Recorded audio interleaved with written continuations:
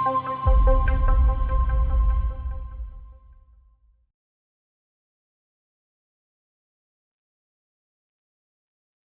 वालेकुम। अच्छा बच्चों, सॉरी मैं माइक म्यूट पे किया था। मैं एक मिनट जरा बात कर रहा था। तो चलो बच्चों, स्टार्ट करते हैं। सैलरी का सेशन है हमारा।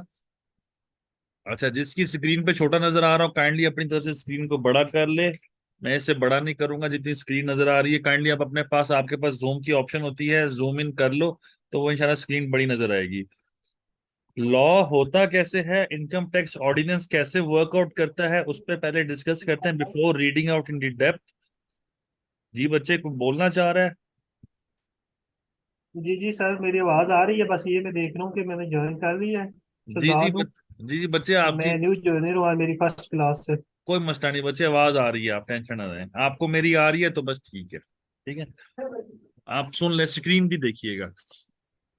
अच्छा बच्चों, सैलरी टॉपिक है हमारा law ordinance, income tax ordinance की मैं एनोलॉजी आपको समझा दूं। हमारे बेसिक 5 हेड्स ऑफ इनकम्स हैं। एक हेड है सैलरी, फिर है बिजनेस इनकम, फिर है income from property, income from capital gains और income from other sources. Throughout the ordinance, throughout the ordinance जहां जहां इनकम डिफाइंड है इन स्पेसिफिक है कि जैसे बिजनेस इनकम क्या होगी, प्रॉपर्टी इनकम क्या होगी, कैपिटल गेन या अदर सोर्सेज क्या होगा, जहां जहां ये डिफाइन है वहां वहां पर उस सेक्शन के बाद, जैसे ये सेक्शन 12 है तो इसके अलावा मैं बात कर रहा हूं जहां जहां ये इनकम्स डिफाइंड है उसके बाद एक सेक्शन छोड़ के या उससे अगला सेक्शन छोड़ के कौन कौन से एक्सपेंसेस होते हैं जो कि हम सैलरी इनकम या बिजनेस इनकम या जो भी इनकम है उसमें से माइनस कर सकते हैं, वो लिखे होते हैं।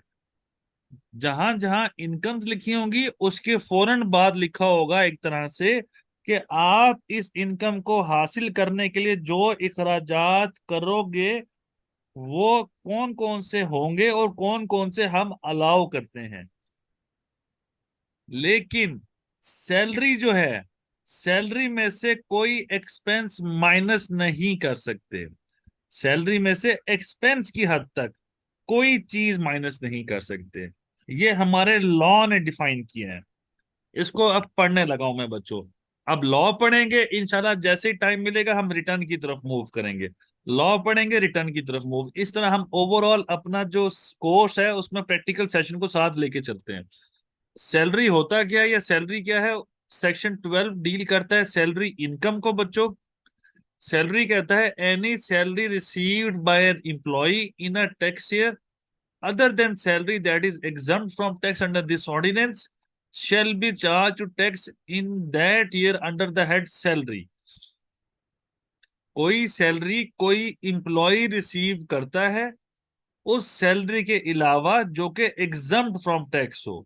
एग्जम्प्ट फ्रॉम टैक्स का मतलब ये है कि जिस पर टैक्स नहीं लग सकता बाय वर्च्यू ऑफ लॉ, किसी भी कानून की वजह से, स्पेसिफिकली इनकम टैक्स ऑर्डिनेंस की वजह से अगर उस पे टैक्स नहीं लगता तो वो सैलरी एग्जम्प्ट फ्रॉम टैक्स तस्वर की जाती है। तो लॉ कहता है कोई भी सैलरी इंप्लॉय एक साल में किसी भी टैक्स ईयर में रिसीव करता है उस सैलरी के अलावा जो कि एग्जम्प्ट फ्रॉम टैक्स है, वो सैलरी चार्जेबल टू टैक्स हो जाएगी अंडर द हेड सैलरी। अब salary means an amount received by an employee from an employment whether a revenue or a capital nature including, चाहे रेवेन्यू नेचर की salary हो या capital nature की salary हो। Revenue nature की salary और capital nature की सैलरी को मैं एक एग्जांपल देके समझाता हूं बच्चों, गौर से सुनिएगा। जैसे आप लोग कोई खर्चा करते हो, आप लोग कोई खर्चा करते हो, उस खर्चे से जो चीज भी बनती है उसकी अगर यूजफुल लाइफ, इस्तेमाल का पीरियड 1 साल से ज्यादा होगा तो उसको कहेंगे कैपिटल नेचर का एक्सपेंडिचर। और अगर उस खर्चे की यूजफुल लाइफ का पीरियड 1 साल से कम होगा तो उसको कहेंगे रेवेन्यू नेचर का एक्सपेंडिचर। अब रेवेन्यू नेचर का एक्सपेंडिचर का एग्जांपल क्या होगी? जैसे रिपेयर एंड मेंटेनेंस। जैसे कि गाड़ी की आप ट्यूनिंग करवाते हो, 3 महीने बाद दोबारा ट्यूनिंग करानी पड़ती है। तो ऐसा खर्चा जो कि 1 साल तक सस्टेन नहीं करता, उसको रेवेन्यू नेचर का एक्सपेंडिचर कह देते हैं। और ऐसा कोई भी खर्चा जो 1 साल से ज्यादा चलता है, जैसे आपने गाड़ी परचेज कर ली है, तो गाड़ी का जो एक्सपेंस होगा उसको कैपिटल नेचर का एक्सपेंडिचर कहेंगे। अब सैलरी के बाद जो कि 1 साल की या 1 साल से कम की सैलरी हो या 1 साल से ज्यादा की सैलरी आपको हो, तो वो सब की सब आपकी सैलरी इनकम में तस्वर की जाएगी।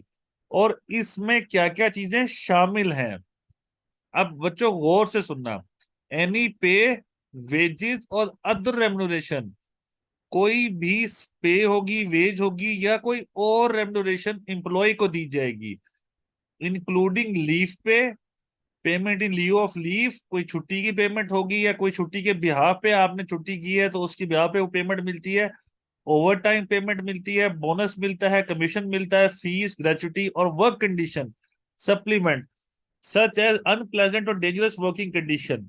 फॉर एग्जाम्पल, जैसे आर्म फोर्सेस या कोई पुलिस वाले जो कि खतरनाक इलाके में जॉब करते हैं, तो उस इलाके में जो काम करते हैं उनको सेपरेट अलाउंस दिया जाता है।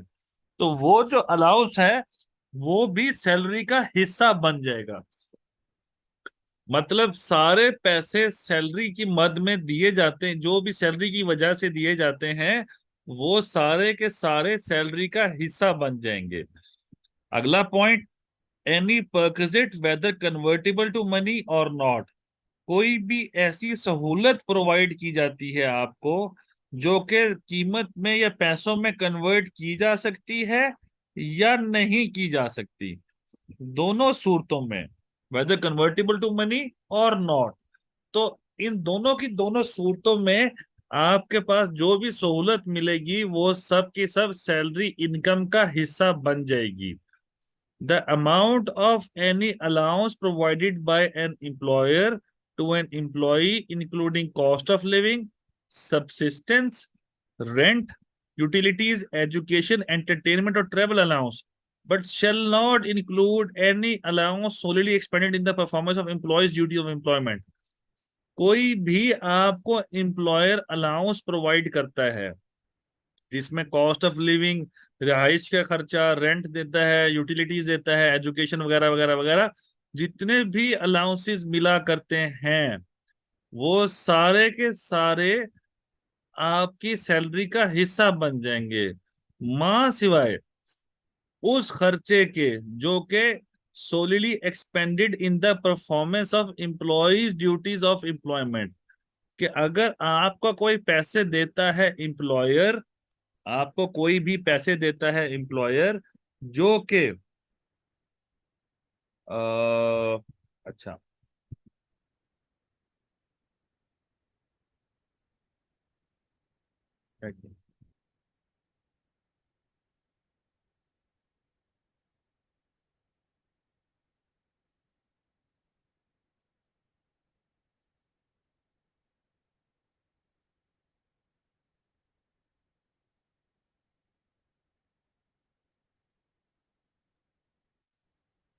अच्छा बच्चों, कोई भी आपको एम्प्लॉयर खर्चा देता है, वो जो खर्चा है, अगर एम्प्लॉयर ने फॉर एग्जाम्पल कहा है कि जाके लाहौर जाके मेरे लिए नान और चने लेके आओ, ठीक है, तो आप जाते हो, नान चने लेके आते हो, एम्प्लॉयर ने आपको 10,000 रुपये दिए हैं, आपका टोटल खर्चा 5,000 हुआ है।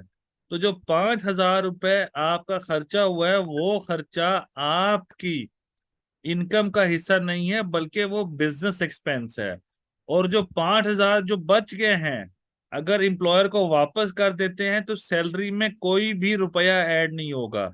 लेकिन अगर वो 5,000 जो बच गए थे जेब में डाल लेते हो, तो वो जो पैसे होंगे वो आपकी सैलरी का हिस्सा काउंट किया जाएगा। ये है पॉइंट नंबर सी। तो यहां तक जो बात है, मैं जरा इसको एक एक पॉइंट रह गया था, मैं इसको बीच में समझा दूं। Point number salary number section number 2, sub section number 2, और उसकी जो क्लॉज ए है उसमें एक वर्ड लिखा हुआ है कमीशन। तो एक बच्चों याद रखो कि अगर कोई बंदा कॉल सेंटर पे जॉब करता है, कोई बंदा भी कॉल सेंटर पे जॉब करता है, उसको जो पैसे भी मिलते हैं, उसको जो भी पैसे मिलते हैं, वो जो पैसे उसको जब मिलेंगे, एक तो सैलरी मिलेगी और सैलरी के अलावा सेल करने का कमीशन भी मिलेगा। तो दो बातें इसमें आती हैं कि जो सेल करने पे एक्स्ट्रा पैसे मिलते हैं, क्या वो बिजनेस इनकम है या क्या वो सैलरी इनकम है। तो बाय लॉ अगर हम देखें तो कमीशन, यहाँ पे जो वर्ड ऐड हुआ हुआ है, दैट इज प्योरली जो सेल्स के ऊपर आपको पैसे मिलते हैं। तो वो सेल्स के ऊपर आपको पैसे मिल रहे हैं तो वो कमीशन उसी का हिस्सा बन जाएगा, और अकॉर्डिंगली वो सैलरी के अंदर टैक्सेबल हो जाएगा। अच्छा जस्ट अ मिनट बच्चों, एक मिनट में जरा, क्या मैसेज कर रहे हो यार आप लोग। रिस्क अनाउंस जी बच्चे, ठीक है। उफ। तो please maximum your maximize your, जमीन बच्चे अपनी स्क्रीन मैक्सिमाइज करो, मेरी तरफ मैक्सिमम है यार, मैं ज्यादा करूंगा वो नजर नहीं आएगा। अच्छा जी ठीक है। Sir there is one suggestion, please complete a lecture first and take question.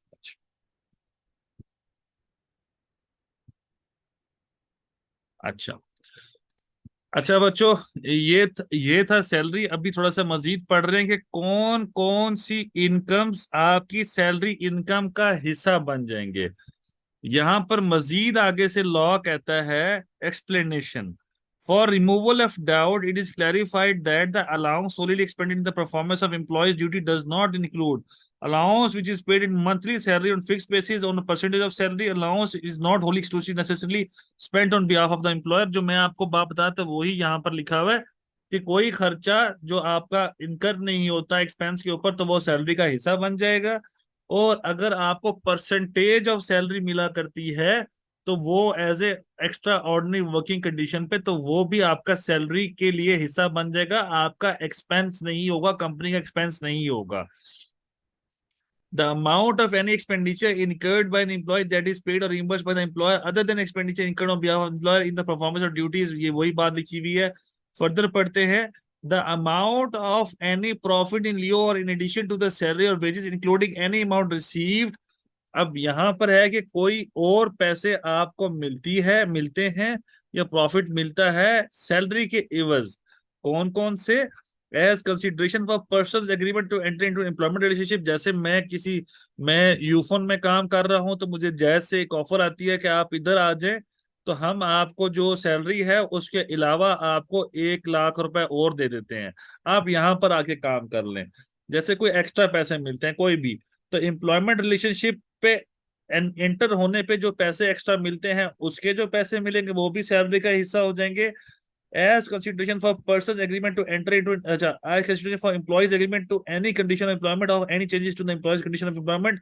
For example के कल को उन्होंने मुझे कहा था कि आपको एसी वाला कमरा दिया जाएगा, सेपरेट रूम दिया जाएगा, कोई भी ऐसी कंडीशन होगी आपको ये चीजें दी जाएंगी। अब आज के बाद आपको ये नहीं दिया जाएगा, तो जो कंडीशन चेंज कर रहे हैं उसके इवज कोई एक्स्ट्रा पैसे देंगे, वो भी सैलरी का हिस्सा होगा।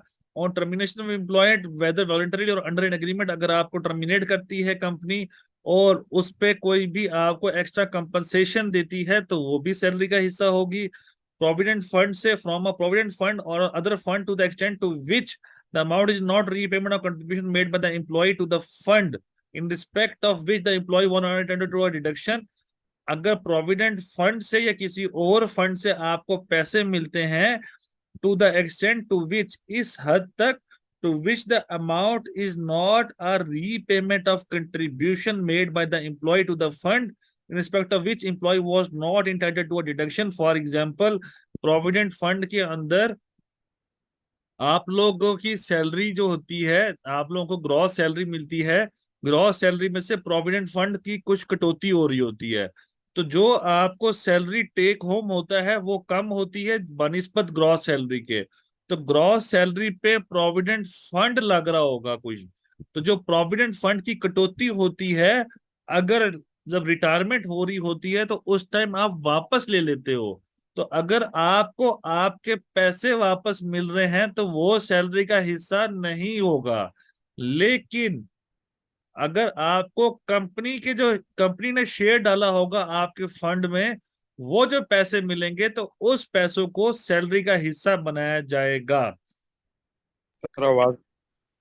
जी बच्चे, आवाज का कोई इश्यू है? चलो मैं आगे क्लियर करता हूँ। Any pension or annuity or any supplement to a pension or annuity, कोई भी पेंशन मिलेगी, एन्युटी मिलेगी, और कोई भी पेंशन या एन्युटी की वजह से कोई पैसे मिलेंगे, वो भी सैलरी का हिस्सा होगा। Any amount chargeable tax as salary under section 14, कोई भी अमाउंट है वो सैलरी के अंदर डिडक्शन सेक्शन 14 में आपको मिलती है, तो वो सारी की सारी जो भी अमाउंट है वो सारी की सारी सैलरी इनकम का हिस्सा हो जाएगी। Where an employer agrees to pay the tax chargeable or an employee's salary, the amount of employee's income chargeable under the head salary shall be grossed up by the amount of tax payable by the employer. इस line subsection 3 का मतलब ये है कि अगर आपकी company इस बात पे एग्री करती है कि आपका जो टैक्स बनता है वो भी मैं बर्दाश्त करती हूँ, कंपनी कहती है कि जो भी टैक्स बनता है मैं दूंगी, तो इस सिनेरियो में जो सैलरी जो टैक्स बनता है वो ऐड कर दो उसकी इनकम में और फिर टैक्स निकालो। तो जी जो भी टैक्स बनेगा जो सैलरी में ऐड कर, जो सैलरी के अंदर टैक्स की अमाउंट ऐड होगी उस पर दोबारा टैक्स कैलकुलेट करोगे तो वो आपका टैक्स एक्चुअल में बनेगा। तो ये बात है सब सेक्शन 3 की।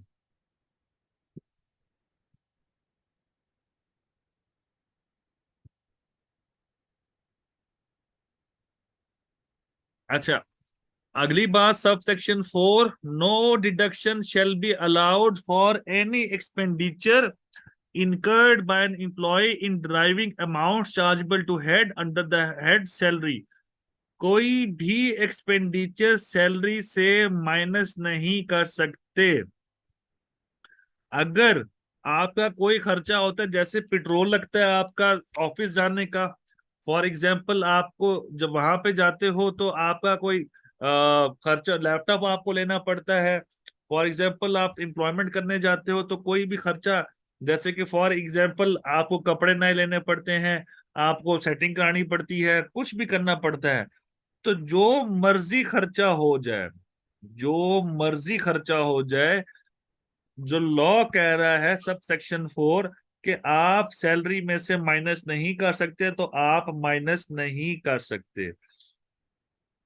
अगली बात, अब आपको हमने एक सब सेक्शन पढ़ा बच्चों, एक ये जो पढ़ा any perquisite whether convertible to money और नॉट, कि कोई भी सहूलत मिलती है पैसों में कन्वर्ट हो सकती है या नहीं हो सकती। तो नो मैटर व्हाट्सो एवर, अगर आपको पैसे मिलते हैं कन्वर्ट कर सकते हो, ठीक है, वेल इनफ। नहीं कलेक्ट कर सकते तो ठीक है, मतलब तो फिर क्या करना है, अगर कन्वर्ट कर सकते हो तो वो जो अमाउंट आपने कन्वर्ट की है वही आपकी, जिसे कह लो क्या कहते हैं, जो आपने कन्वर्ट कर ली है वो आपकी सैलरी का हिस्सा बन जाएगा। लेकिन अब इस पे मजीद एक्सप्लेनेशन ऑर्डिनेंस दे रहा है। ऑर्डिनेंस कहता है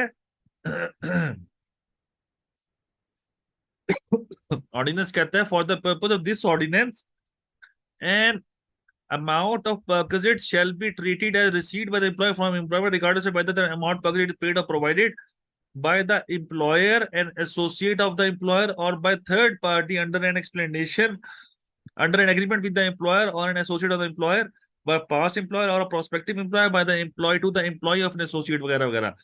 लॉ कहता है इसी परक्विजिट में अगर ये सिनेरियो होता है, अगर सिनेरियो बच्चों ये होता है कि आपको सहूलत दे दी तो आपने इनकम में डाल देना है, आपको सहूलत नहीं मिली आपके एसोसिएट को दे देता है, आपके जानने वाले को दे देता है, कोई भी ऐसी सूरत होती है, तो तब भी तसव्वुर किया जाएगा कि सहूलत आपको दी गई है और आपकी इनकम में ऐड हो जाएगा। अगर कोई माजी में या मुस्तकबिल में, मुस्तकबिल का एम्प्लॉयर या माजी का कोई एम्प्लॉयर वो आपको कोई सहूलत देता है तब भी आपकी सैलरी का हिस्सा हो जाएगा।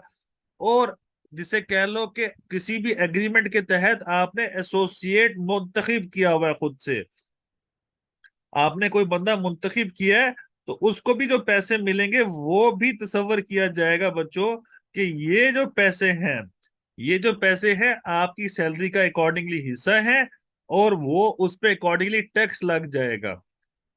ये था बच्चों, जिसे कह लो कि सैलरी में बकिया। ये बच्चे बकिया बच्चे पढ़ लेना। अब कितनी वैल्यू होगी ये भी बच्चों, वैल्यू ऑफ परक्विजिट, इसको थोड़ा सा देख लेते हैं। इस सेक्शन को देखते हैं बच्चों कि वैल्यू ऑफ परक्विजिट के वैल्यू ऑफ परक्विजिट क्या है हमारी नजर में ना, जिसे कह लो कि कितनी वैल्यू का एसेट हम अपने पास इसको बुक कर सकते हैं। बात यह है कि कितनी सहूलत आप अपने पास एज ए वैल्यू बुक कर सकते हो, इसके ऊपर डिस्कशन हो रही है अब। वैल्यू ऑफ परक्विजिट है for the purpose of computing, के मतलब कितनी अमाउंट का हम एसेट या सैलरी इनकम ऐड करेंगे। ये पॉइंट है इसके ऊपर। यार क्या है यार, जस्ट अ मिनट बच्चों।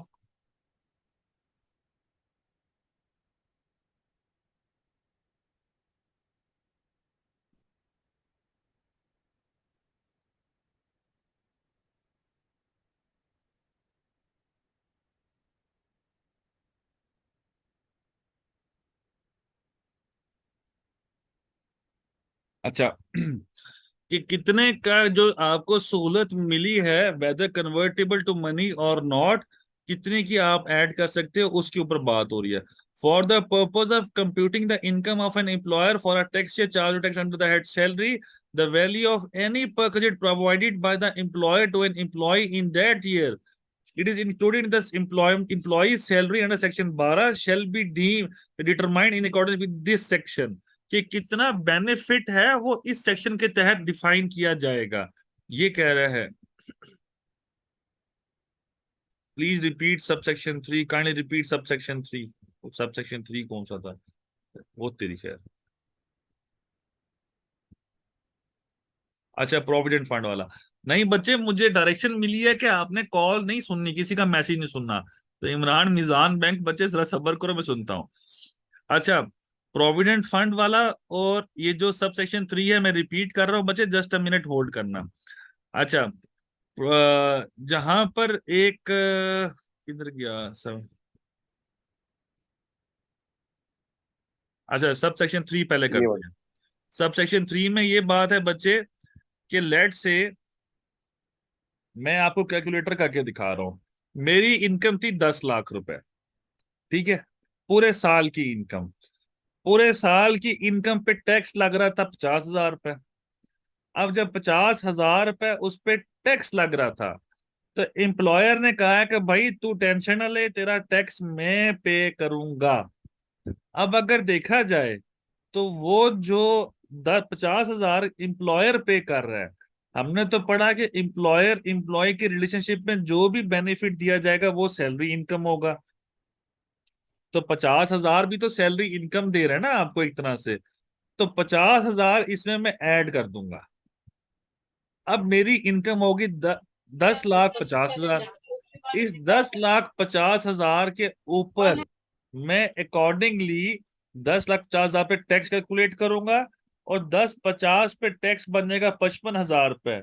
तो अकॉर्डिंगली जो मेरा एम्प्लॉयर है वो 55,000 टैक्स पे करेगा, ये कहता है सब सेक्शन 3।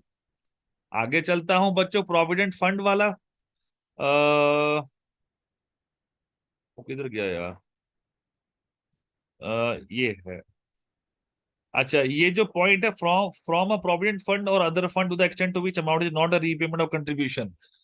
अब एक चीज सोचे, अब इसमें ना एक एग्जांपल मैं देता हूं, यहाँ पे कैलकुलेटर पे ही एग्जांपल दे रहा हूं बच्चों। आपकी सैलरी थी महाना 1 लाख रुपए, ठीक है, 1 लाख रुपए महाना सैलरी थी आपकी। एक मिनट में आवाज।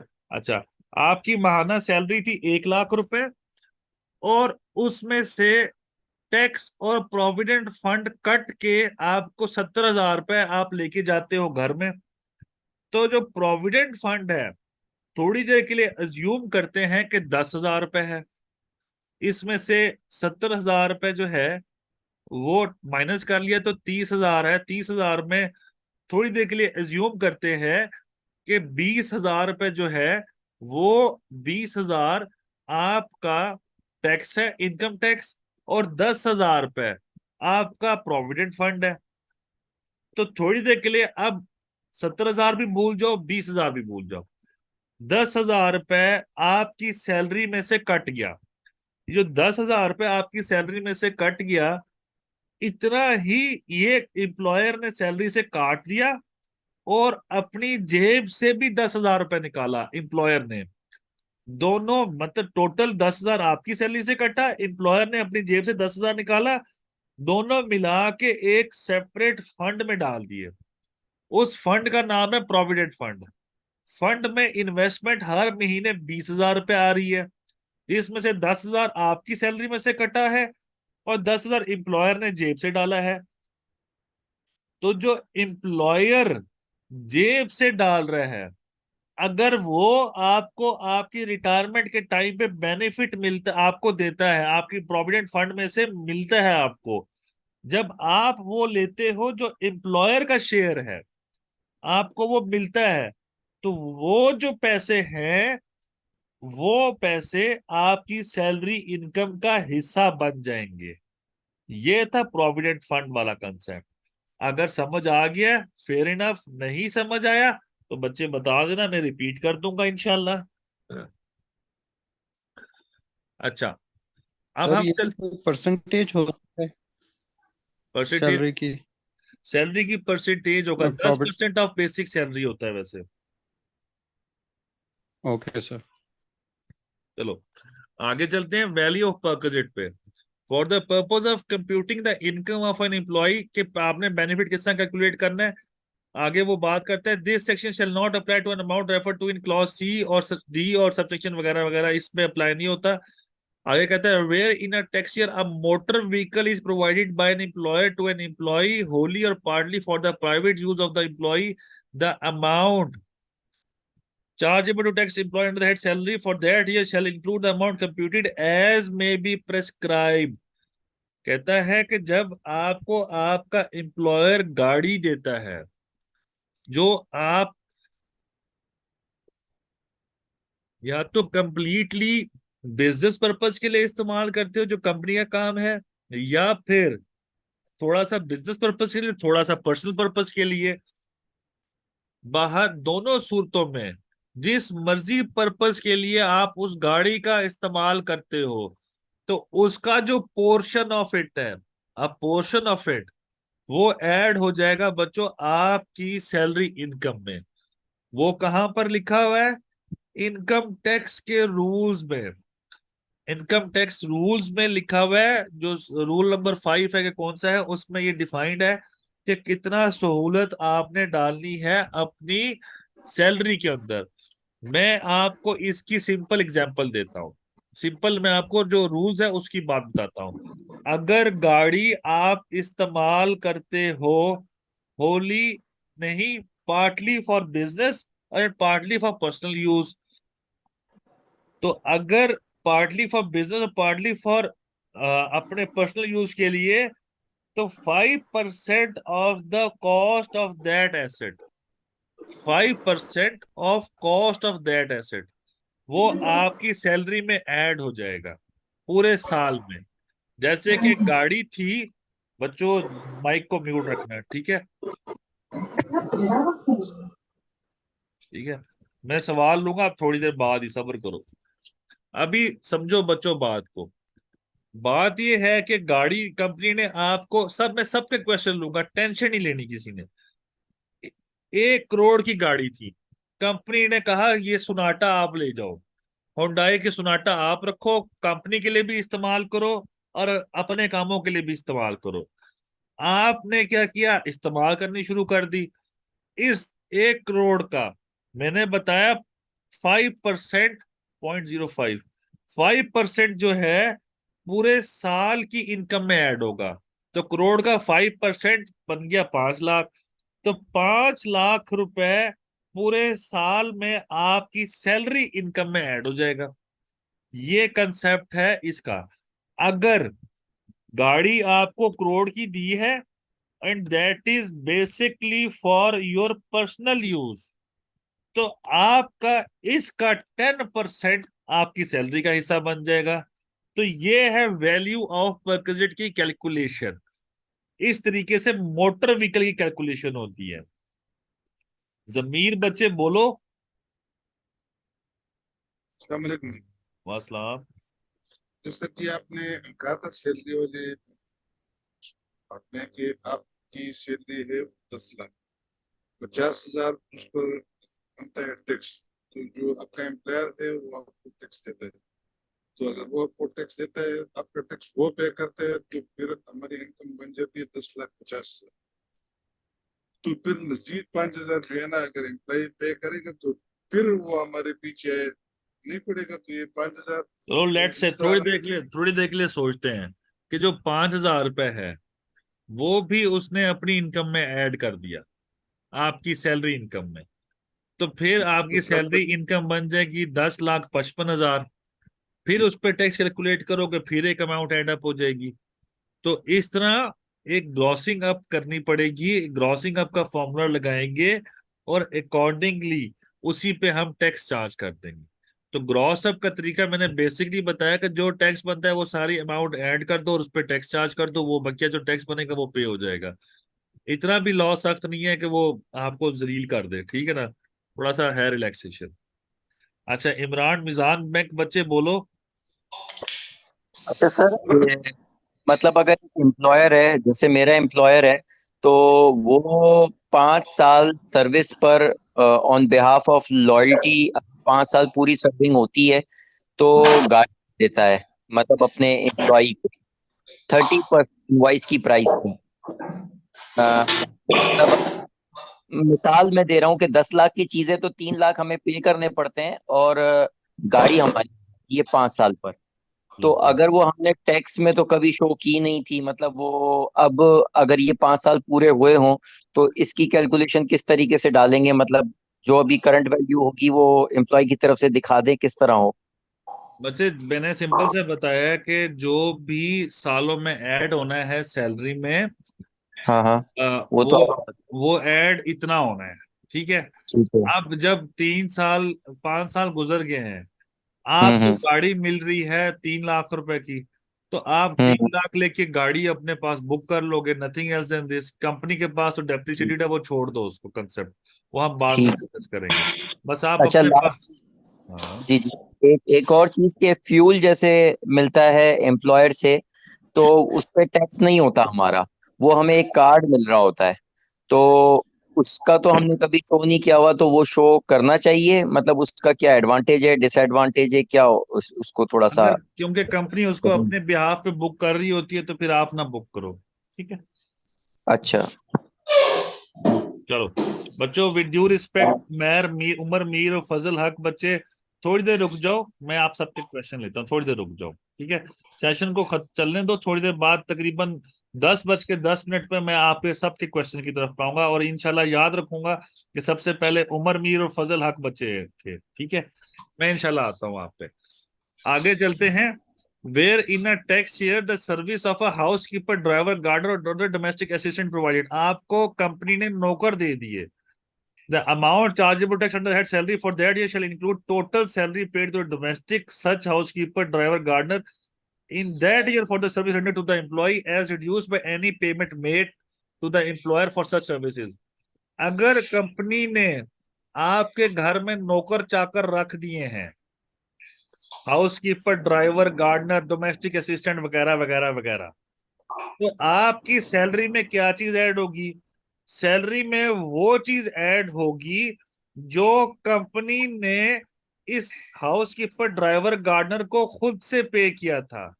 तो जो भी पे किया था वो सारे का सारा आपकी सैलरी में एज ए इनकम बुक कर दिया जाएगा, वो इनकम बुक कर दिया जाएगा, सैलरी इनकम।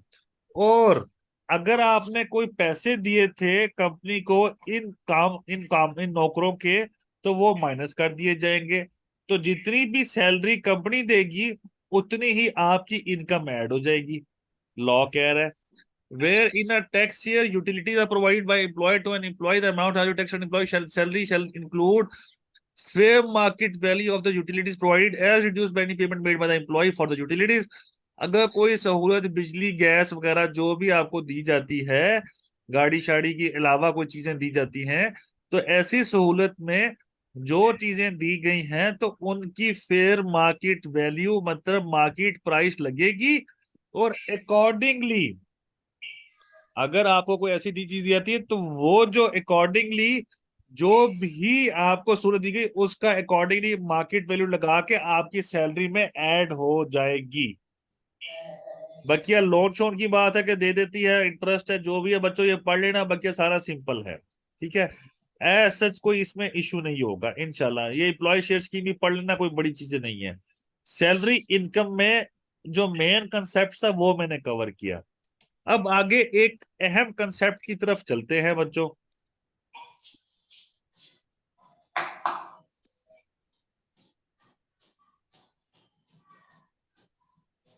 मैंने आपको बताया कि सैलरी इनकम होती क्या है, सैलरी में क्या क्या ऐड होना है, सारा कुछ मैंने आपको बताया। अब मैंने सेक्शन 12 पढ़ाया, सेक्शन 13 और सेक्शन 14 आपको कहा। ये सारे सेक्शंस आप लोगों ने खुद से पढ़ लेने हैं इंशाल्लाह। ठीक है, आप लोग पढ़ लोगे सेक्शंस, मेरे लिए आसानी हो जाएगी। कोई सवाल है तो मुझसे पूछ लेना बच्चों, I would be available to answer इंशाल्लाह। आगे चलते हैं थोड़ा सा। अगला टॉपिक ये है कि कंपनीज, आप लोग काफी सैलरीड लोग हो गए, आप में से काफी। एक कंसेप्ट ये होता है कि जब भी आपको सैलरी मिलती है उस पर कंपनी वालों ने टैक्स काटा होता है। वो जो टैक्स कटा हुआ है वो टैक्स किस तरह कटा हुआ है, टैक्स कैसे कटा हुआ है, टैक्स कटेगा कैसे, ये चीज बात अब मैं ये बताने लगा हूं। ठीक है बच्चों, ये टैक्स की कैलकुलेशन, टैक्स वगैरह कैसे होगा। एक मिनट बच्चों, जरा एक मिनट रुकना।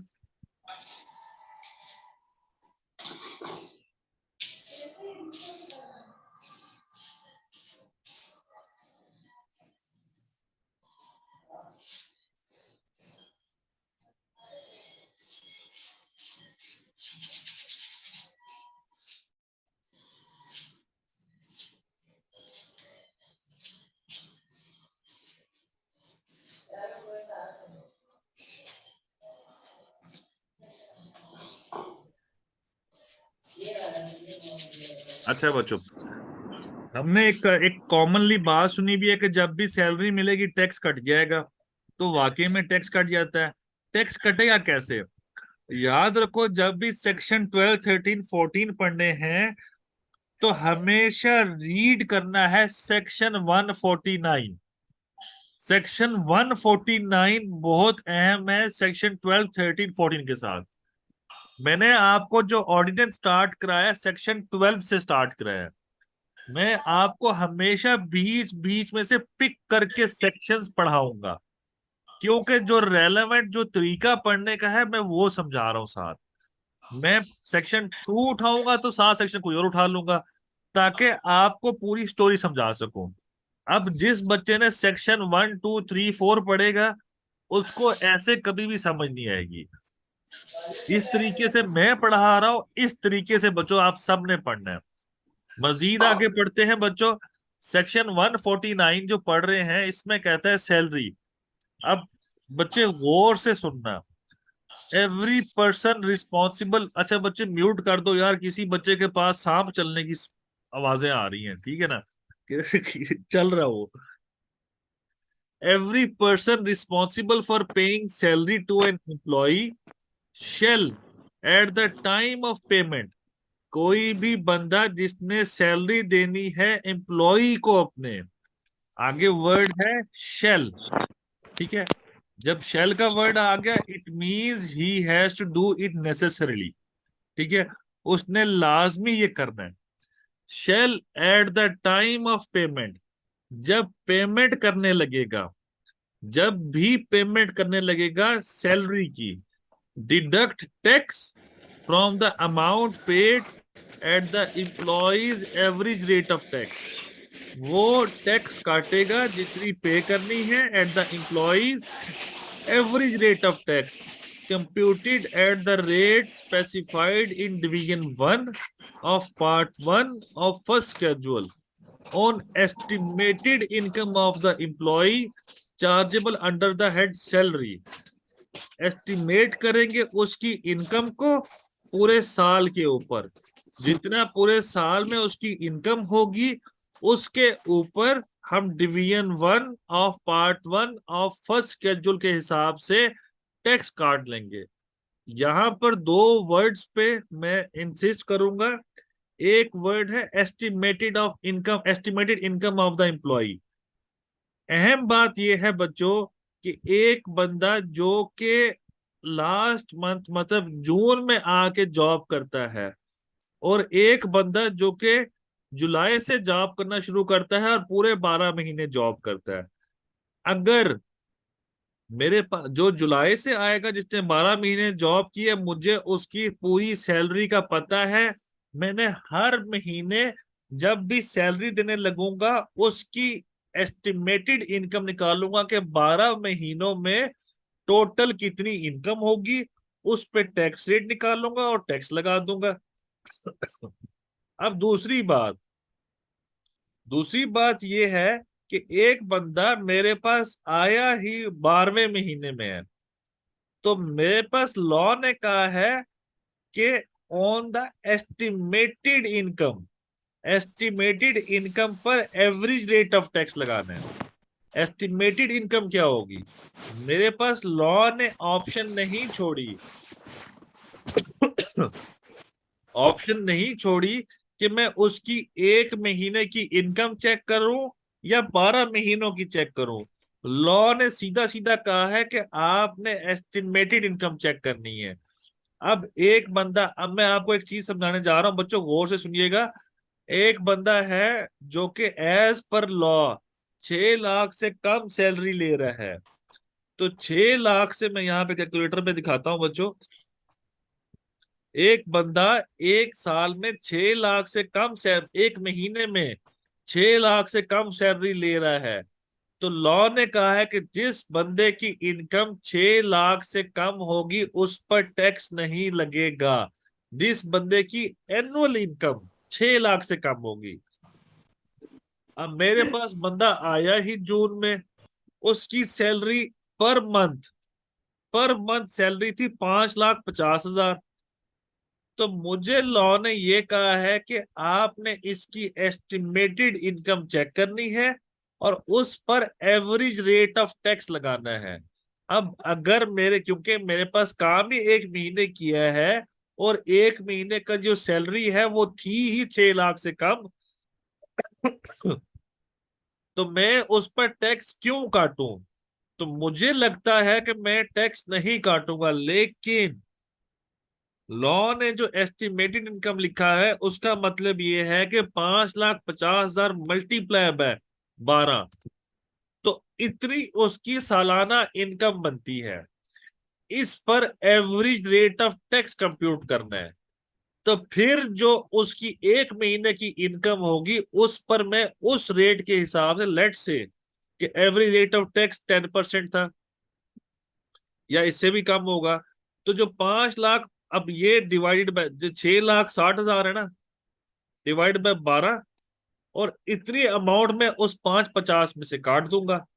तो लॉ ये कह रहा है, लॉ कहता है कि जितनी भी इनकम है उसकी एस्टिमेट करो कि 12 महीनों की कितनी इनकम है, उस पर एवरेज रेट ऑफ टैक्स लगाओ और फिर डिवाइडेड बाय 12 करो और फिर उस महीने में से वो टैक्स निकाल लो। ये बेसिकली लॉ कह रहा है हमारे पास। फर्दर आगे से यहाँ पे क्या कहता है, after making adjustment of tax withheld from the employee under other heads and tax credits admissible under section 61 and 63 during the tax year after obtaining documentary evidence as may be necessary, कि अगर आपने tax काटने लगो तो अगर कोई उसका already tax cut गया हो या टैक्स क्रेडिट उसके पास अवेलेबल हो, उसकी एडजस्टमेंट के बाद ही आपने टैक्स काटना है। टैक्स एडजस्टमेंट के बाद काटना है। ये कंसेप्ट है सैलरी इनकम पे टैक्सेशन का, कि जितनी सैलरी इनकम होगी उसको मल्टीप्लाई कर, जो भी हमने सेक्शन 12, 13, 14 में पढ़ा उसको मल्टीप्लाई बाय 12 करो, उस पर जो रेट ऑफ टैक्स आता है वो कैलकुलेट करो, उस रेट पे लगा दो, इनकम पे लगा दो जो आपकी टैक्स निकल आया, उसको डिवाइडेड बाय 12 करो कि आपने हर महीने कितना काटना है। तो हर महीने पर मंथ निकल आएगा। पर मंथ निकलने के बाद आपने वो जो सैलरी है मंथली उसमें से माइनस करना है, तो ही आपका टैक्स जो है वो डिडक्शन, वो सैलरी जो है वो डिडक्शन प्रॉपर होगी। मजीद थोड़ा सा पढ़ लेते हैं, ये जो डॉक्यूमेंट है ये पढ़ लेना बच्चों जो भी है। Average rate of tax for the tax purposes सबसे shall be computed in according with the following formula A divide by B. A क्या है? ए कहता है tax that would be applicable if the amount refer to in component B of the formula were the employee's taxable income for the year. कि A कहता है कि ए, ये जो फॉर्मूला कहता है कि ए इज इक्वल टू टैक्स। ए है टैक्स। टैक्स कितने पे? अगर जो बी में अमाउंट लिखी हुई है वो बंदे की पूरे साल की इनकम हो, तो ए टैक्स है और बी क्या? Estimated income, income under that salary for that year, पूरे साल की। और ये भी फॉर दैट ईयर। मतलब अब टैक्स सोचो बच्चों, जरा थोड़ी देर के लिए सोचो कि टैक्स क्या था? 55,000 रुपए। और एस्टिमेटेड इनकम कितनी थी? 6,60,000 और 66 लाख थी। तो ओवरऑल मल्टीप्लाई बाय 100, ये रेट ऑफ टैक्स लगा है उसकी इनकम के ऊपर। इस तरीके से हमने रेट ऑफ टैक्स निकालना है। मतलब दोबारा समझा देता हूं कि बी जो है, बी तस्वर किया जाएगा पूरे साल की इनकम, और ए है उस इनकम पे टैक्स। चाहे 1 महीना काम किया है, चाहे 10 महीने किया है, चाहे 5 महीने किया है, पूरे साल की इनकम बी है और उस एक ए जो है उस इनकम पे टैक्स है। वो फॉर्मूला लगाओ, निकालोगे और मल्टीप्लाई कर लोगे जो भी अमाउंट आप लोगों के पास आई है, तब जो डिडक्शन होगी वो एट सोर्स सैलरी की डिडक्शन कहलाई जाएगी। ये था बच्चों सैलरी इनकम ऑल टुगेदर जो मैंने समझाया। इंशाल्लाह कल जो होगा इसके ऊपर रेट्स हम डिस्कस करेंगे, रेट्स क्या क्या हैं, और फिर रिटर्न की फीडिंग की तरफ मूव करेंगे इंशाल्लाह। अभी बच्चों जिसके जो जो सवालात हैं, उमर मीर भाई और एक और भाई थे, और वो बच्चे क्वेश्चन कर लो। फजल हक भाई थे शायद, तो फजल हक बच्चे क्वेश्चन कर लो, इंशाल्लाह मैं आपके जवाब दूंगा। अच्छा क्वेश्चन मैं उमर अच्छा जी जी बच्चे, उमर मीर बच्चे बोलो, जिसने बोलना है अच्छा रेज हैंड करे, ठीक है सारे अच्छा बच्चे। क्वेश्चन मेरा पहले से वैसे पुराने से मुतल्लिक था, लेकिन अभी जो आपने किया इससे मुतल्लिक भी एक क्वेश्चन है, तो मैं कुछ बस बता दूं। आपने कहा कि एवरेज हम जो है ना वो निकालेंगे, लाइक एस्टिमेटेड एवरेज, लेकिन अमूमन पता है ना, जब भी कोई बंदा नई जगह ज्वाइन करता है तो अमूमन उसकी पे ज्यादा होती है, लाइक 90% टाइम उसकी पे ज्यादा होती है। इसका मतलब उसकी पहले पे कम थी, तो अगर हम जब भी लगाएंगे इसका मतलब हम ज्यादा उसको चार्ज कर रहे हैं, तो ये गलत नहीं हो जाएगा थोड़ा? हाँ, ज्यादा चार्ज होगा उसका रिफंड क्रिएट होगा हमेशा। हाँ, लेकिन रिफंड अमूमन लोग समझते हैं कि नहीं मिलता। नहीं, वो आप रिफंड की एप्लीकेशन फाइल करोगे तो इंशाल्लाह अगले साल मिलेगा, नहीं तो अगले साल एडजस्टमेंट कर लेना। अच्छा ठीक है। अच्छा अगला जो मेरा पहले क्वेश्चन था वो ये था कि आप कह रहे थे कि जो क्वेश्चन है टैक्स, अगर एम्प्लॉयर पे करने का कहता है तो वो उसमें टैक्स लगेगा, फिर वो 5% ऑफ कार की आपने बात की, फिर हाँ हाँ सैलरी ऑफ हाउसकीपर की बात की आपने। अब इन सब का मुश्तरका क्वेश्चन ये है कि basically most of the case जो अभी हम पढ़ रहे हैं ये इसके मुताबिक तो एम्प्लॉयर जो है वो हमारे टैक्स ऑलरेडी काट रहा है। अब जो है वो क्या कहते हैं, एट द एंड जब हमने जमा कराना है तो अमूमी तौर पे ये करते हैं, जो एम्प्लॉयर ने काटा होता है उसका वो जमा करा देते हैं कि यार ये काट लिया। अब ये 5% ऑफ कार उसने उसने कैलकुलेट किया नहीं किया, अगर उसने दी हुई या नहीं दी, और टैक्स बाय एम्प्लॉयर वो अगर खुद पे कर रहा है, तो ये सब रिस्पॉन्सिबिलिटी किसकी होगी? एम्प्लॉयर की होगी या जो बंदा इनकम जिसकी सैलरी आ रही है उसकी रिस्पॉन्सिबिलिटी होगी कि वो इंश्योर करे कि टैक्स जो है ना वो जितना एक्चुअल मेरी आ रही है वो उतना ही कट रहा है, हालांकि यार, एम्प्लॉयर तो ऑलरेडी उस ये पर है टैक्स काट चुका इखलाक की बात। ये इखलाक की बात है। हर किसी का हक है वो एक दूसरे को देख के चले, ठीक है। वो कंपनी वाला काम कर रहा है तो इसका फर्ज बनता है ये दे ले, ठीक है। नहीं कर रहा तो, क्योंकि फिर अगर वैसे देना तो कंपनी को टैक्स काटना ना, तो company value of purchase company cheque करेगी पहले कि मैं जो सहूलतें दे रही हूँ वो उसको किस जुमरे में मैंने लेना है। तो बाजुकात कंपनी उसको अपना एक्सपेंस बुक कर रही होती है, होता वो एम्प्लॉय का है और वो परक्विजिट में जाना चाहिए।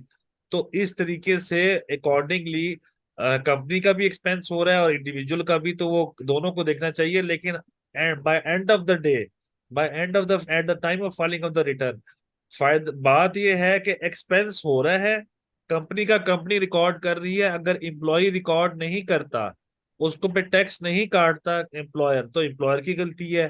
तो फिर इसको कम अज कम बुक कर लेना चाहिए पूरा। तो अकॉर्डिंगली दोनों का ये इखलाक की बात है, इसमें लॉ जो है उसको घसीटना नहीं चाहिए।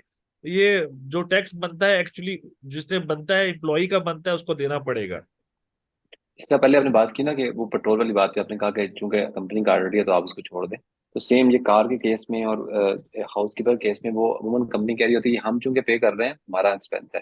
तो आपको लाइक वर्बल कम्युनिकेशन ये होती है, वो आपको बेनिफिट के तौर पर बता रही होती है, यार आप टैक्स हाँ, नहीं देना इसी तरह पड़ेगा, की बात है, हम पे इसलिए कर रहे कह हैं। रहा हूँ कि मैं इसलिए फिर इखलाक की बात पे आता हूँ, ठीक है ना। अच्छा ठीक, got it got it, thank you. चलो, फजल हक बच्चे बोलो। अस्सलाम वालेकुम सर। वालेकुम सलाम। सर ये जो इनटेंजिबल एसेट्स होते हैं ना सर, तो जी, सर ये एग्जाम्प्ट है कि नहीं सर, ये भी इंक्लूडेड टैक्स पे में सर? इंटेंजिबल एसेट्स, क्या इन पे टैक्स लगता है कि नहीं लगता, ये क्वेश्चन पूछ रहे हो बच्चे आप? जी सर। बच्चे, अगर आप गुड्स परचेज करोगे तो उस पे टैक्स दोगे, टैक्स काटोगे, चाहे इंटेंजिबल हो चाहे टेंजिबल हो। जी सर।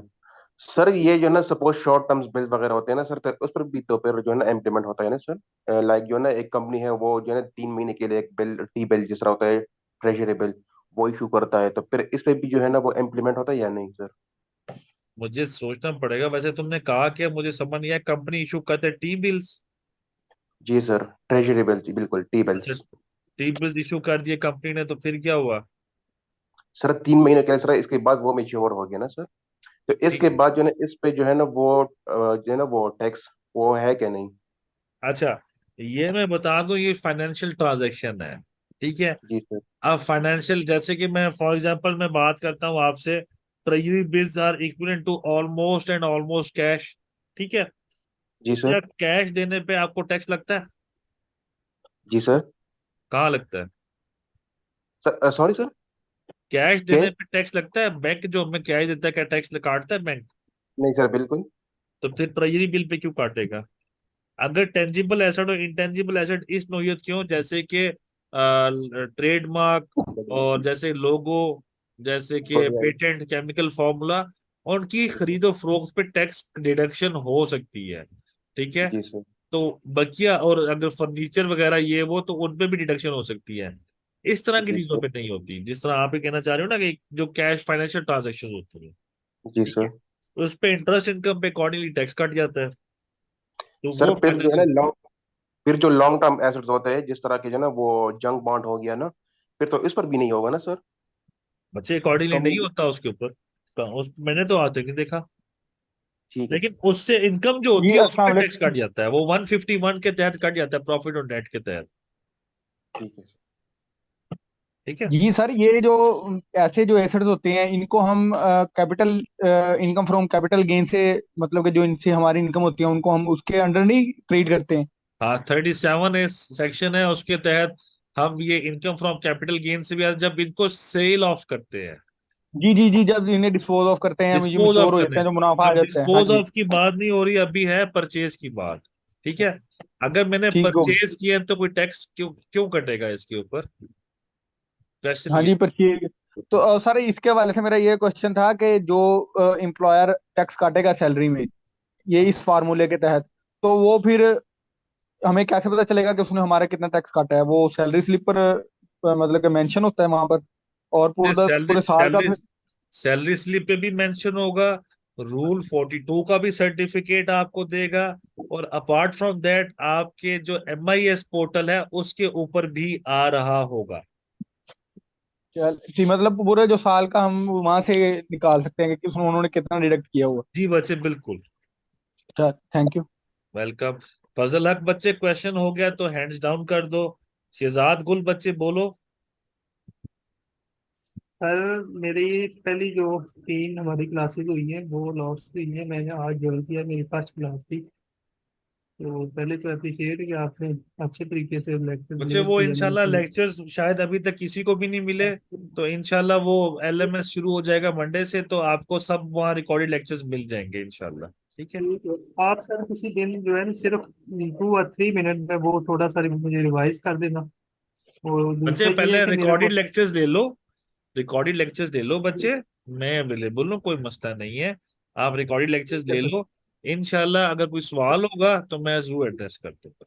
ठीक है। मेरा क्वेश्चन ये है आज के जो अभी आपने लेक्चर दिया कि इसमें टैक्स का जो कौन सा वो रूल है जिसमें वो स्लॉट्स दिए गए हैं कि अगर आपकी 50,000 सैलरी है तो कितना टैक्स होगा, 1 लाख है फिर कितना होगा, क्योंकि मैं अभी जो रिसेंटली अभी बच्चे मैं काम कर रहा हूँ इंशाल्लाह कल जो नेक्स्ट सेशन होगा उसमें मैं बता दूंगा। ठीक है।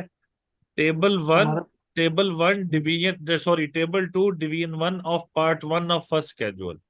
अब अगर अभी देखना है तो थोड़ा सब्र कर लो, मतलब सेशन में मैं इंशाल्लाह बता दूंगा, टेंशन नहीं लेनी। ठीक है। ठीक है। और अभी ये सर किसी को नहीं बताया मैंने लास्ट अभी तक, किसी को नहीं बताया। फार्मूला करवाइए बिल्कुल अभी एंड पे आके ये ए बी, इसकी वो दोबारा कैलकुलेशन बता देते हैं कि किस तरह आपने कैलकुलेट की है क्या क्या इसकी। बचे, सॉरी। ये लास्ट लास्ट पे बिल्कुल जो आपकी क्लोजिंग की है ना आज की लेक्चर की, वो जो हाँ फार्मूला आपने कैलकुलेट करके बच्चे बताया गया इंशाल्लाह वो नेक्स्ट सेशन में जो होगा ना वो कंप्लीट डिटेल के साथ होगा, क्योंकि वो टेक्स्ट कैलकुलेशन है, तो थोड़ी देर बाद इंशाल्लाह जब भी आएगा तो वो पूरा डिटेल के साथ होगा। बेफिक्र हो शहजाद बच्चे। ठीक है, थैंक यू। कोई मसला नहीं। जी नदीम दुरानी साहब।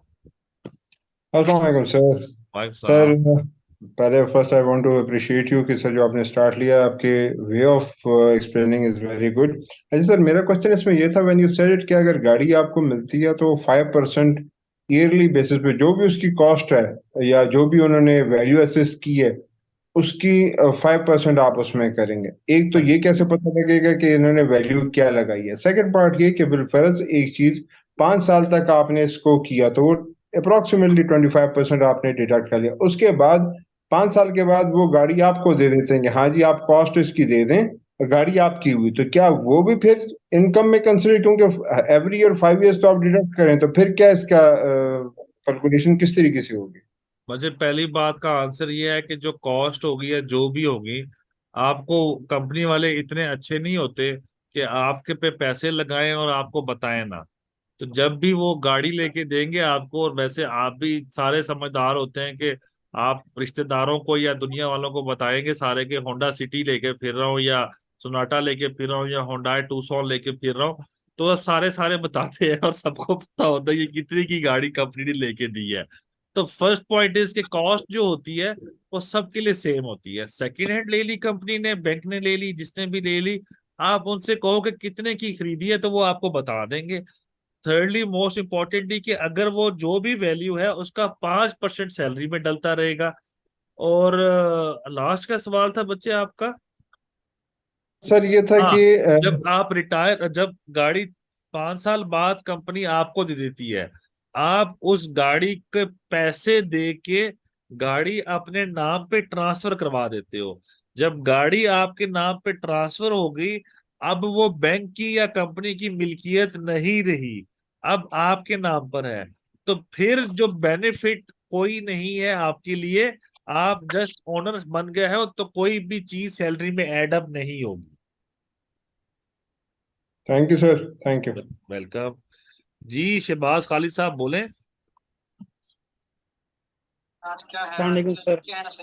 मेरे तो 2 से 3 एक सवाल है बोलो। सर। एक तो सर ये कि क्या जो एसेट होगा सर उसकी हम कैलकुलेशन के लिए कॉस्ट लेंगे या मार्केट वैल्यू लेंगे?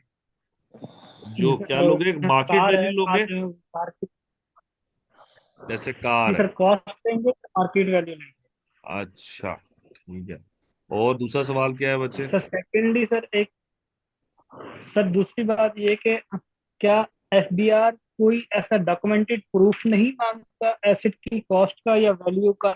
क्योंकि सर अगर फर्ज किया अगर मैं वैल्यू देता हूँ मार्केट वैल्यू, तो एफबीआर मैं अपनी एसेट का वैल्यू बहुत यानी कि लो वैल्यू लगा देता हूँ, तो वो फिर क्या मेरा एक अंडर कॉस्ट अंडर टैक्स मेरी बहुत ज्यादा कम बन जाएगा?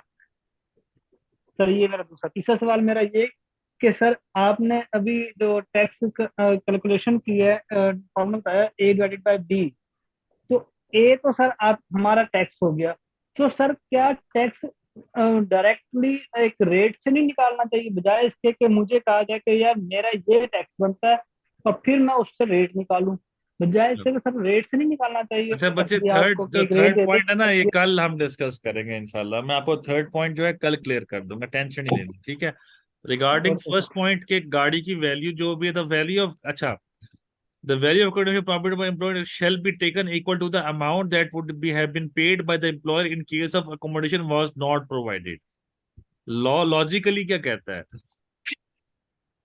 अच्छा, जो भी provided by the value of, अच्छा ये अकोमोडेशन है, sorry, value of conveyance provided by the employer to an employee shall be taken equal to amount as below, partly for personal and partly for official, 5% of the cost of the employer for acquiring the motor vehicle, or fair market value of the motor vehicle at the commencement of the lease if the motor vehicle is taken on lease by the employer। ठीक है, अब इन दोनों में से, ठीक है, इन दोनों में से जो भी है, अगर लीज पे लिया है ये कंपनी ने खुद ही खरीद लिया है, अगर खुद खरीद लिया है तो कॉस्ट, अगर कंपनी ने लीज पे ली है तो उसकी फेयर मार्केट वैल्यू। ये हो गया लॉजिकल, ठीक है, ठीक इसके अलावा कोई नहीं है। और दूसरा जी सवाल क्या था बच्चे आपका? सर, दूसरा ये था कि क्या कोई डॉक्यूमेंटेड प्रूफ नहीं मांगता एफबीआर के, अब मेरी मार्केट वैल्यू एसिड का ये है, तो एफबीआर को तो होना चाहिए ना एक डॉक्यूमेंटेड प्रूफ होना चाहिए कि वाकई मेरी मार्केट वैल्यू यही है, मैं अपनी अंडर कॉस्ट नहीं कर रहा या अंडर मार्केट वैल्यू नहीं बता रहा, कोई फेयर बात काम एक फेयर वैल्यू बता रहा हूँ एफबीआर को।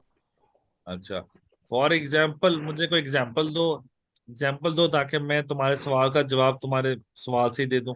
सर एग्जांपल ये कि मैं एक फर्ज किया सर, मैं एक आल्टो लेता हूँ न्यू न्यू मैं मुझे मार्केट ने उसने कंपनी ने दी है कि ये फर्ज किया आपकी 20 लाख की आल्टो है, ठीक है सर। एक मैं उस समय यूज करता रहता हूँ, 2 साल बाद 3 साल बाद, अब जैसे इन्फ्लेशन बढ़ता है तो इन्फ्लेशन के बाद फर्ज किया आल्टो की मार्केट वैल्यू सर 21 लाख हो गई है, लेकिन वैसे अगर हम डायरेक्टली अगर हम कॉस्ट निकालते रहें डेप्रिसिएशन के मुताबिक तो वो सर तकरीबन 18 लाख की हो जाएगी। तो मैं तो सर फिर 21 लाख रुपए की जो मैं मार्केट वैल्यू शेयर करूंगा, क्या मुझे डॉक्यूमेंटेड प्रूफ नहीं देना चाहिए कि मैं 21 लाख रुपए का एक मार्केट वैल्यू का प्रूफ दे रहा हूँ कि सर मेरा ये मार्केट वैल्यू है। अगर थोड़ी तो देर के वो लिए सोचो बच्चे, थोड़ी देर के लिए सोचो, आपको कंपनी ने गाड़ी दी है 1 करोड़ की, ठीक है, क्यों 20 लाख की बात करें, क्यों 25 लाख की बात करें, बड़ी सोचते हैं, ठीक है।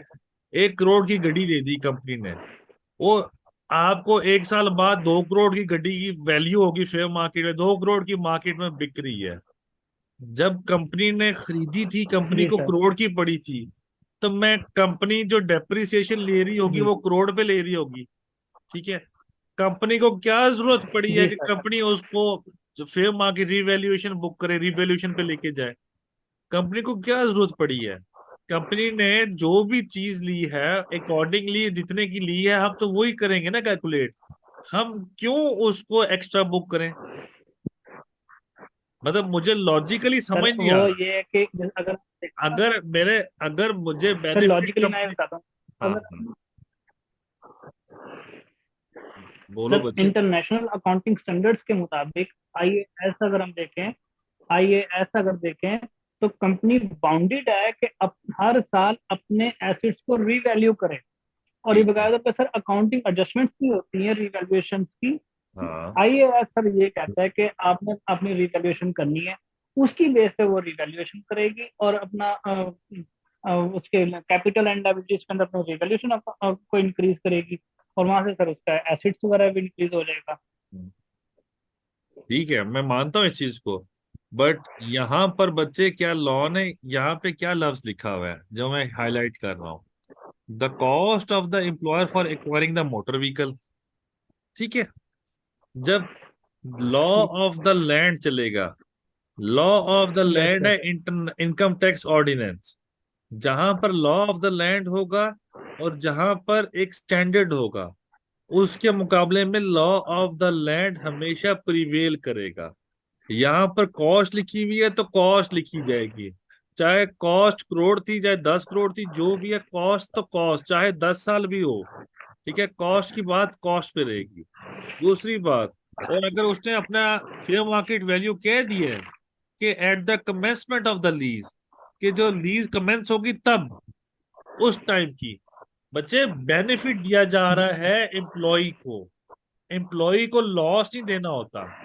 इस तरह की चीजों पे बाज़ औक़ात जी सर। स्टैंडर्ड थोड़ा सख्त हो जाता है, तो लॉ कहीं नरमी दिखाता है कहीं से, लेकिन जहां पर भी ऐसी बात आएगी इनकम टैक्स ऑर्डिनेंस प्रिवेल करेगा, और जहां पर इंटरनेशनल लॉ आ जाएगा वहां पर इंटरनेशनल लॉ प्रिवेल कर जाएगा एज कंपेयर टू ऑर्डिनेंस। ठीक है, लेकिन उसको हम डिस्कस करेंगे ठीक है, किस किस ठीक है सिनेरियो में जी, होगा। ठीक है बच्चे, इंशाल्लाह। ठीक है चलो, जी। वो मियां Iftikhar thank you sir. Zaman साहब। अस्सलाम वालेकुम। वालेकुम। मेरा सर क्वेश्चन ये है कि अगर एक गाड़ी की वैल्यू है 30 लाख रुपया और कंपनी एम्प्लॉय को वो ट्रांसफर करती है 15 लाख रुपए की, तो क्या 15 लाख रुपए का जो डिफरेंस है वो एम्प्लॉय की इनकम में ऐड होगा फॉर टैक्स पर्पसेस? नहीं बच्चे, क्यों ऐड होगा? मतलब थोड़ी देर के लिए सोचो, कंपनी ने 5 साल बाद ट्रांसफर किया ना, जी। अगर 4-5 साल बाद किया तो कंपनी के बुक्स में कितने का एसेट आ रहा है? तो वो तो काफी कम हो चुका है, डेप्रिसिएट हो गया। बस पे अकॉर्डिंगली बेनिफिट के तौर पे दिया जाता है ना। देखो, ये जो पर्पसेस होते हैं ना इन कामों के, कंपनी अपने एम्प्लॉयज को रिटेन करने के लिए ये हरकतें करती है, और लॉ ठीक है। इसको अलाउ करता है। ठीक है, हम्म। लॉ में कोई बार नहीं है ये हरकत करने से। देखा जाए स्ट्रेटेजिकली स्पीकिंग, कंपनी को तो लॉस हो रहा है, ठीक है, ऐसे ही है। स्ट्रेटेजिकली स्पीकिंग कंपनी को लॉस हो रहा है, एम्प्लॉय को बेनिफिट हो रहा है। अगर कंपनी लॉस बुक करे और एम्प्लॉय की सैलरी में ऐड कर दे, मतलब एक तरफ से लॉस हो गया है और सैलरी एक्सपेंस भी ऐड हो रहा है। ठीक, सैलरी कंपनी के लिए तो एक्सपेंस हो रहा है ना सैलरी का, ठीक है, जी। तो वो दोनों तरफ डबल एंट्री हो जाएगी, दोनों तरफ एक्सपेंस ही एक्सपेंस बुक हो रहा है। लॉजिकली स्टैंड नहीं करता ये चीज। लेकिन अगर अगली बात करूं तो लॉ ने इस पे खामोशी इख्तियार की है। व्हेन देयर इज खामोशी, it means it is permissible under the law. चलें ठीक सर, ये तो समझ आ गया। अब एक और सिनेरियो मैं आपके सामने रखता हूँ कि अगर कंपनी की एम्प्लॉय के साथ अरेंजमेंट ये होता है कि आप 3 साल तक काम करेंगे, 3 साल के बाद जो है वो गाड़ी की वैल्यू लगाई जाएगी, मार्केट वैल्यू, और जो भी मार्केट वैल्यू आएगी उस टाइम पे उसका 50% एम्प्लॉय ने अगले 2 साल में पे करना है। तो इस केस में भी जो 50% वेवर है वो भी हम इसको एक किस्म का डीम्ड एग्जेम्प्ट समझें? फेयर मार्केट वैल्यू बच्चे, इस सूरत में जितना पैसा दे रहा है एम्प्लॉयर, जितना पैसा एम्प्लॉयर दे रहा है, अब उसी आप उसी की एग्जाम्पशन की बात कर रहे हो ना, ठीक है, तो जी। जितना पैसा दे रहा है एम्प्लॉयर, उतने पैसे के हिसाब से, उतने पैसों के हिसाब से हम उसको लेके चलेंगे कि उतनी की कॉस्ट हम बुक कर देंगे। कॉस्ट का 5% या 10% बुक करते रहेंगे 2 साल तक। नहीं, मैं ये कह रहा हूँ कि 3 साल के बाद गाड़ी की वैल्यू लगाई जाएगी और जो गाड़ी की वैल्यू होगी उसका 50% एम्प्लॉय से 2 साल की किस्तों में लिया जाएगा। तो इस अच्छा, सूरत में एम्प्लॉय को तो फायदा हो गया कि तीसरे साल जो गाड़ी की वैल्यू लगी उसका 50% पे उसको गाड़ी मिल रही है। तो अब वो जो 50% पे उसको गाड़ी मिल रही है, अगेन मैं अगर उसको टैग करूं कि 30 लाख वैल्यू है और अब 15 लाख रुपए एम्प्लॉय ने 2 साल की किस्तों में पे बैक करना है, तो इस सूरत में उसकी इनकम में कुछ ऐड होगा? हाँ, तो 15 लाख जो है वो उसकी इनकम में, सैलरी इनकम में एडअप हो जाएगा। इस तरीके से देखा जाए तो, कि उसको वेवर मिल रहा है। जी, वेवर मिल रहा है उसको 50% हाँ, कॉस्ट तो का। उसकी इनकम का हिस्सा बन जाएगा। ओके, लेकिन आपके पिछले आंसर में ये था कि वहां पे लॉ ने खामोशी की है, वहां कुछ ऐड अप नहीं होगा। हाँ, इस एंगल से ये है, मैं आपको बताता हूँ कि एम्प्लॉयमेंट टर्म्स की बात करते हैं, यहाँ पर वैल्यू और वैल्यूएशन ऑफ कन्वेंस की बात करते हैं, तो उसके ऊपर लॉ ने लिखा हुआ है ये, partly for personal, partly for the value of conveyance provided by employee to the employee shall be taken equal to the amount as below, कि अगर, और क्या है ये, the cost of employer for acquiring the motor vehicle, ये लिखा हुआ है, लेकिन जो आप कह रहे हो उस पे खामोशी है। ठीक है, जब उस पे खामोशी है तो इट मीन्स कि वो हमारे पास इसमें चला जाएगा सेक्शन 12 के अंदर। ठीक है। एक मिनट यार, वो ऊपर चला गया।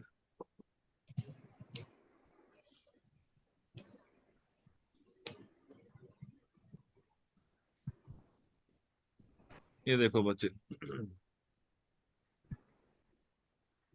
अच्छा, any perquisite whether convertible to money और नॉट।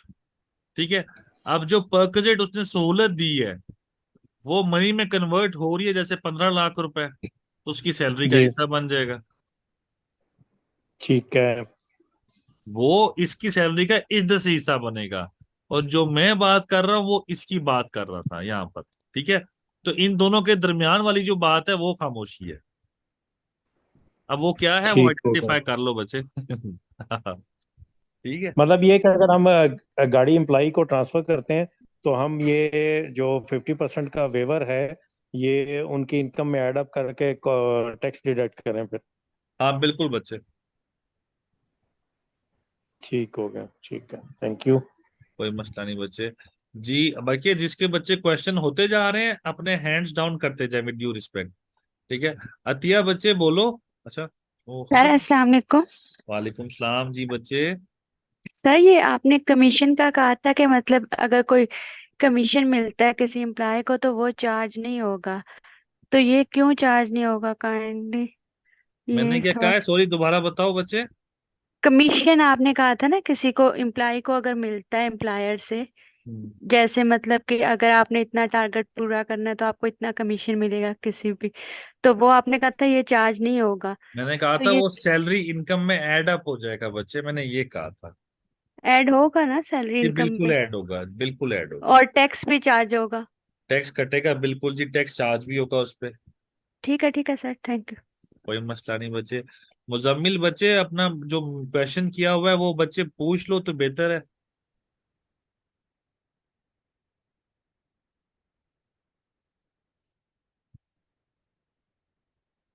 एक आप नहीं ना बच्चे, आपने क्वेश्चन किया सर, अगर एम्प्लॉयर सैलरी टैक्स विदहेल्ड करता है, इंडिविजुअल अपनी फाइल करे सैलरी में से। हाँ पता नहीं कोई ऐसे ही बस, जो टैक्स एम्प्लॉयर टैक्स काटेगा वही रिटर्न फाइल, उसी पे रिटर्न फाइल होगी हमारी एक तरह से। सर अकोमोडेशन बेनिफिट्स की सेक्शन का हिस्सा है, एडजस्ट करते हैं बच्चे। वैल्यू ऑफ परक्विजिट और इसके बाद सेक्शन 13 और 14 में आता है। ठीक है बच्चे, उसी का हिस्सा बन जाएगा। ये आ गया एक question. Please repeat again Shahzad बच्चे, जो रिपीट वाला लफ्ज था मैंने पढ़ा ही नहीं था। अच्छा sir, kindly income tax ordinance further in next give guidance how to read. बच्चे जो मैंने पढ़ाया है ना 149 12 13 14 यही पढ़ लेना। ठीक है, नेक्स्ट क्लास में जो नेक्स्ट टॉपिक पढ़ाऊंगा उस पर फिर डिस्कस कर लेंगे इंशाल्लाह। ठीक है, मोहम्मद इमरान और नदीम दुरानी साहब कोई क्वेश्चंस हैं आपके मजीद तो बताएं। जी अस्सलाम वालेकुम। वालेकुम सलाम। अच्छा सर, अगर किसी की एनुअल इनकम में से जैसे जो टैक्स जो भी है वो डिडक्ट हो गया, उसकी जो भी टैक्स स्लैब लग रहा है, उसके बाद अगर उसने कुछ सेविंग में मतलब इन्वेस्ट किया और उसका वो 15% जो भी विदहोल्डिंग टैक्स आपको पता है वो बैंक से विदहोल्डिंग टैक्स भी कटता है, तो ये डबल टैक्सेशन हो गई, तो ये क्या फिर रिफंड में जाता है विदहोल्डिंग टैक्स या ये सॉरी अलाउड सॉरी नहीं होता? सॉरी, मैं मिस कर गया आपका क्वेश्चन। सैलरी पे टैक्स काट लिया एम्प्लॉयर ने, आगे। जी जी। अब एनुअल में से कुछ सेविंग हो गई और वो सेविंग अगर कहीं इन्वेस्ट कर दी सर्टिफिकेट्स में या टीडीआरस में वॉट एवर, और उस पे 15% विदहोल्डिंग टैक्स लगता है जो बैंक सेविंग्स पर जो डिडक्शन होती है, आपको पता है। ठीक है। तो जो ओवरऑल इनकम में से जो सेविंग हुई है वैसे ही वो टैक्स उस पे कट चुका है, और अगर उसको हम फर्दर फिर इन्वेस्ट कर रहे हैं और उस पे 15% कट रहा है, तो क्या ये रिफंड का पार्ट होता है जो 15% हमें विदहोल्डिंग टैक्स हमारा कट गया है? इमरान बच्चे नहीं, नहीं। नहीं। पॉइंट ये है कि इनकम टैक्स का मतलब है आपकी इनकम के ऊपर टैक्स। ठीक है। आपकी इनकम थी सैलरी, उस पे टैक्स कट गया, फिर ठीक है, आपने एक और इनकम अर्न की जो कि इंटरेस्ट इनकम थी, उसके ऊपर भी बिल्कुल। टैक्स कटेगा। आपने इसके साथ साथ कोई प्रॉपर्टी इनकम की, उस पे सेपरेट टैक्स कटेगा। इसी सैलरी से आपने प्रॉपर्टी बनाई, फिर आप कल को हम्म। कहोगे कि मेरी प्रॉपर्टी, क्योंकि सैलरी पे टैक्स कट रहा है तो प्रॉपर्टी पे टैक्स नहीं कटना चाहिए।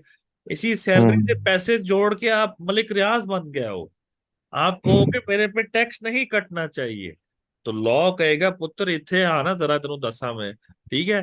तो इनकम टैक्स जिधर जिधर इनकम आएगी वहां टैक्स सेपरेट सेपरेट होता जाएगा, ठीक है बच्चे। ठीक है सर, ठीक है। ये स्टोरी नहीं घड़नी, ठीक है। ये स्टोरी नहीं लेके जानी, ठीक है। चलो, सर थैंक यू। चलो बच्चों, थैंक यू वेरी मच बच्चों। इंशाल्लाह नेक्स्ट सेशन में मुलाकात होती है जो नेक्स्ट वीक है, इंशाल्लाह। अल्लाह हाफिज।